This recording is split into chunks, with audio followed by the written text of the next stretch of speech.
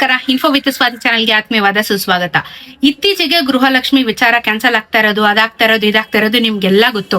ಇದ್ರ ಮಧ್ಯ ನನಗೆ ಕೆಲವೊಂದಷ್ಟು ಜನ ಕಾಮೆಂಟ್ ಅಲ್ಲಿ ಕೇಳ್ತಾ ಇದಾರೆ, ಗೃಹಲಕ್ಷ್ಮಿ ಸಂಘದ ಬಗ್ಗೆ ನಂಗೆ ಸ್ವಲ್ಪ ಇನ್ಫಾರ್ಮೇಶನ್ ಕೊಡಿ ಅಂತ ಹೇಳ್ಬಿಟ್ಟು.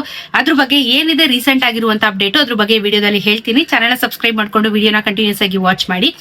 ಗೃಹಲಕ್ಷ್ಮಿ ಯೋಜನೆ ದೊಡ್ಡ ಮಟ್ಟದಲ್ಲಿ ಸುದ್ದಿ ಮಾಡ್ತಾ ಇದೆ. ಕೆಲವೊಂದು ಏನು ಅಂತಂದ್ರೆ ಭ್ರಷ್ಟಾಚಾರ ಮಾಡಿ ಕೋಟಿ ಕೋಟಿ ಹಣನ ತಗೊಂಡಿರುವಂತದ್ದು, ಅದಕ್ಕೆ ಲೆಕ್ಕ ಇಲ್ಲ, ಬುಕ್ಕ ಇಲ್ಲ. ಇದ್ರ ಬಗ್ಗೆ ಸಾಕಷ್ಟು ನ್ಯೂಸ್ ಚಾನೆಲ್ಗಳು ವರದಿ ಮಾಡ್ತು. ಸೊ ಇದರ ಬೆನ್ನಲ್ಲೇನೆ ಈಗ ಸರ್ಕಾರ ಏನ್ ಹೇಳ್ತಾ ಇದೆ, ಹೌದು ಇಷ್ಟಿಷ್ಟು ಲಕ್ಷ ಜನ ತೀರ್ಕೊಂಡಿದ್ದಾರೆ ಅಥವಾ ಇಷ್ಟು ಜನ ಹೊಸದಾಗಿ ಅರ್ಜಿ ಸಲ್ಲಿಸಿದ್ದಾರೆ, ಕೆಲವರು GST ಪೇರ್ ಆಗಿದ್ದಾರೆ, ಕೆಲವರು ಮನೆ ಶಿಫ್ಟ್ ಮಾಡಿದ್ದಾರೆ. ಈ ಒಂದಷ್ಟು ರೂಲ್ಸ್ ಗಳು ಮಾಡಿರುವಂತದ್ದು ಗೊತ್ತು ನಿಮಗೆ. ಇದರ ಬೇಸಿಸ್ ಮೇಲೆ ನಾವು ಇದನ್ನ ಮರುಪರಿಶೀಲನೆ ಮಾಡ್ತಾ ಇರುವಂತದ್ದು ಅಂತ ಹೇಳ್ಬಿಟ್ಟು ಈ ವಿಚಾರದಿಂದ ತಳ್ಳೋದಿಕ್ಕೆ, ಅದರಿಂದ ಮುಂದೆ ಹೋಗೋದಿಕ್ಕೆ ಇವಾಗ ಒಂದು ರೀಸನ್ ನ ಕೊಟ್ಟು ಮರುಪರಿಶೀಲನೆ ಅನ್ನೋ ಒಂದು ಹೆಸರಲ್ಲಿ ಕೋಟಿ ಕೋಟಿ ಹಣ ಎಲ್ಲೋಗಿತ್ತು, ಈ ಕೋಟಿ ಕೋಟಿ ಹಣನೆಲ್ಲ ವಾಪಸ್ ಪಡಿತೀವಿ ಅನ್ನೋದ್ರ ಬಗ್ಗೆ ವಿಚಾರನೆ ಹೇಳ್ತಾ ಇದ್ದಾರೆ.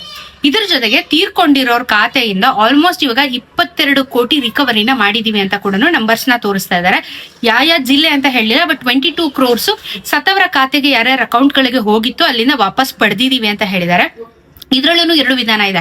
ತೀರ್ಕೊಂಡು ವಿತ್ಡ್ರಾ ಮಾಡ್ಕೊಂಡಿದ್ರೆ ಅವ್ರ ಹತ್ರ ಕೇಳೋದು ಸ್ವಲ್ಪ ಕಷ್ಟ ಆಗುತ್ತೆ, ಕಾನೂನಾತ್ಮಕವಾಗಿ ಅವ್ರ ಮೇಲೆ ಕೇಸ್ ಫೈಲ್ ಮಾಡಿ ಆಮೇಲೆ ಅವ್ರ ಹತ್ರ ರಿಕವರಿ ಮಾಡಬೇಕು. ಅಕೌಂಟ್ ಅಲ್ಲೇ ಇದ್ದು ವಿತ್ಡ್ರಾ ಮಾಡಿಲ್ಲ ಅಂದ್ರೆ RBI ಇಂದ ಡೈರೆಕ್ಟ್ ಆಗಿ ಲೆಟರ್ ಕೊಟ್ಟು ಅಮೌಂಟ್ ನ ವಾಪಸ್ಸು ವಿತ್ಡ್ರಾ ಮಾಡ್ಕೊಳ್ಳೋದಕ್ಕೆ ಆಪ್ಷನ್ ಇತ್ತು. ಸೊ ಇವಾಗ ಯಾರು ವಿತ್ಡ್ರಾ ಮಾಡ್ಕೊಂಡ್ಬಿಟ್ಟಿದ್ರೆ ಅವ್ರ ಹತ್ರ ಇನ್ನ ಇಸ್ಕೊಂಡಿಲ್ಲ, ಆದ್ರೆ ಅಕೌಂಟ್ ಅಲ್ಲಿ ಯಾರ ಹತ್ರ ಇನ್ನೂ ಅಕೌಂಟ್ ಅಲ್ಲಿ ಹಣ ಇತ್ತು ಅವ್ರ ಹತ್ರ ಇದ್ದಿದ್ದನ್ನ ರಿಕವರಿ ಮಾಡ್ಕೊಂಡಿರುವಂತ ಗವರ್ಮೆಂಟ್.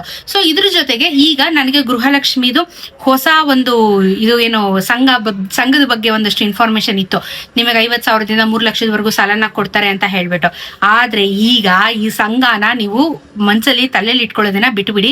ಯಾಕಂದ್ರೆ ಈ ಸಂಘ ಏನ್ ಈ ಒಂದು ಸಾಲ ಕೊಡ್ತೀವಿ ಅಂತ ಹೇಳಿ ಒಂದು ಸಂಘನ ಕಟ್ತೀವಿ ಅಂತ ಹೇಳಿದ್ರು ಲಕ್ಷ್ಮೀ ಹೆಬ್ಬಾಳ್ಕರ್ ಅವರು, ಸದ್ಯದ ಮಟ್ಟದಲ್ಲಿ ಇದು ಆಗೋ ತರ ಯಾವ್ದೂ ಕಾಣಿಸೋದಿಲ್ಲ, ಆಗೋದು ಇಲ್ಲ ಅಂತ ನನಗನ್ಸುತ್ತೆ.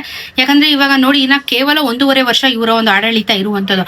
ಅದ್ರಲ್ಲಿ ಇವಾಗ ಗೃಹಲಕ್ಷ್ಮಿದೆ ಮತ್ತು ಪರಿಶೀಲನೆ ಮಾಡ್ತಾ ಇದಾರೆ, ಮರುಪರಿಶೀಲನೆ ಮಾಡ್ತಾ ಇದಾರೆ. ಈ ಕಡೆ Aadhaar card, ration card, PAN card compulsory ಮಾಡ್ತಾ ಇದಾರೆ. ಕೆಲವೊಂದ್ ಕಡೆ ರೇಷನ್ ಕಾರ್ಡ್ ಗಳನ್ನ ಕ್ಯಾನ್ಸಲ್ ಮಾಡ್ತಾ ಇದಾರೆ. ಎಲ್ಲ ಕ್ಯಾನ್ಸಲೇಷನ್ ಪ್ರೋಸೆಸ್ ಸುಮಾರು 1 ವರ್ಷದಿಂದ ಮಾಡ್ಕೋತಾ ಬರ್ತಾ ಇದಾರೆ. ಹೊಸ ರೇಷನ್ ಕಾರ್ಡ್ ಇದುವರೆಗೂ ಅರ್ಜಿ ಸಲ್ಲಿಸೋದಕ್ಕೆ ಅವಕಾಶ ಕೊಡ್ಲೇ ಇಲ್ಲ. ಈ ಸರ್ಕಾರ ಬಂದಾಗ ಇನ್ನೊಂದ್ಸಲಿನೂ ಅವಕಾಶ ಕೊಡ್ಲಿಲ್ಲ. ಸ್ಪೆಷಲ್ ಕ್ಯಾಟಗರೀಸ್ ಗಳಿಗೆ ಬಿಟ್ಟು ನಾರ್ಮಲ್ ಜನರಲ್ ಪಬ್ಲಿಕ್ ಗಳಿಗೆ ಕೊಟ್ಟಿಲ್ಲ. ಸೊ ನೀವೇನು ಗೃಹಲಕ್ಷ್ಮಿ ಸಂಘನ ಓಪನ್ ಮಾಡಿ ಅದರಿಂದ ನಮ್ಗೆ ಹಣ ಬರುತ್ತೆ, ಸಹಾಯ ಆಗುತ್ತೆ ಅಂತ ಏನಾದ್ರು ಆಸೆ ಇಟ್ಕೊಂಡಿದ್ರೆ ಬಿಟ್ಬಿಡಿ. ಕ್ಲಿಯರ್ ಆಗಿ ಹೇಳ್ತಾ ಇದ್ದೀನಿ, ಯಾಕಂದ್ರೆ ಅದು ಆಗೋದಿಲ್ಲ, ಇವ್ರು ಮಾಡೋದಿಲ್ಲ ಅನ್ನೋದು ನಮ್ಗೆ ಕ್ಲಿಯರ್ ಆಗಿ ಕಾಣಿಸ್ತಿದೆ.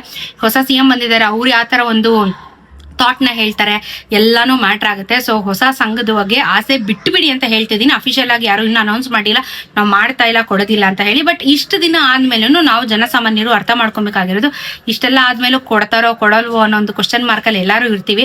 ಇಷ್ಟು ದಿನ ಆದ್ಮೇಲೆ ಅದು ಸಿಕ್ಕಿಲ್ಲ ಅಂತಂದ್ರೆ ನಿಜವಾಗ್ಲೂ ಮುಂದಕ್ಕೂ ಸಿಗಲ್ಲ ಅನ್ನೋದು ನನ್ನ ಅಭಿಪ್ರಾಯ. ಇದರ ಬಗ್ಗೆ ನಿಮ್ಮ ಅಭಿಪ್ರಾಯ ಏನು ಅನ್ನೋದನ್ನ ಕಾಮೆಂಟ್ ಅಲ್ಲಿ ತಿಳಿಸೋದನ್ನ ಮರಿಬೇಡಿ. ಗೃಹಲಕ್ಷ್ಮಿ ಸಂಘದ ಬಗ್ಗೆ ಅಪ್ಡೇಟ್ ಇದೆ, ಏನು ಅಪ್ಡೇಟ್ಸ್ ಗಳು ಆಕ್ಚುಲಿ ಇಲ್ಲ, ಬಟ್ ಬರೋದು ಡೌಟ್ ಇದೆ, 100% ಡೌಟ್ ಇದೆ.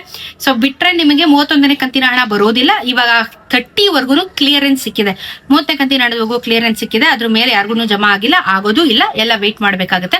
ಸೊ ಅನ್ನಭಾಗ್ಯ ಯೋಜನೆ ಅಫ್ಕೋರ್ಸ್ ರೇಷನ್ ಡಿಪೋಗಳಲ್ಲಿ ಕೊಡ್ತಾ ಇರ್ತಾರೆ. ಅದು ಬಿಟ್ಟು ನಿಮ್ಗೆ ಶಕ್ತಿ ಯೋಜನೆ ನಡೀತಾ ಇದೆ, ಗೃಹ ಜ್ಯೋತಿ ನಡೀತಾ ಇದೆ.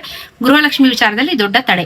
ಗೃಹ ಜ್ಯೋತಿನೂ ಮರುಪರಿಶೀಲನೆ ಮಾಡ್ತಾ ಇದ್ದಾರೆ, ಬಟ್ ಅದು ಅಂತ ಮೇಜರ್ ಇಂಪ್ಯಾಕ್ಟ್ ಏನಾಗಲ್ಲ. ಬಟ್ ಗೃಹಲಕ್ಷ್ಮಿ ದೊಡ್ಡ ಇಂಪ್ಯಾಕ್ಟ್ ಆಗುವಂತದ್ದು. ಸದ್ಯಕ್ಕೆ ಇದಿಷ್ಟೇ ಅಪ್ಡೇಟ್ಸ್ ಇರೋದು. ಮುಂದಿನ ವಾರದಲ್ಲಿ ಯಾವ ರೀತಿ ಬೆಳವಣಿಗೆಗಳು ಆಗುತ್ತೆ ಅನ್ನೋದ್ರ ಬಗ್ಗೆ ನಾನು ಎವ್ರಿಡೇ ಅಪ್ಡೇಟ್ ಮಾಡ್ತಾ ಇರ್ತೀನಿ. ಚಾನೆಲ್ ಸಬ್ಸ್ಕ್ರೈಬ್ ಮಾಡ್ಕೊಳ್ಳಿ, ವಿಡಿಯೋಸ್ ನೋಡ್ತಾ ಇರಿ. ಸಿಗೋಣ ಇನ್ನೊಂದಷ್ಟು ವಿಡಿಯೋಲಿ. ನಮಸ್ಕಾರ.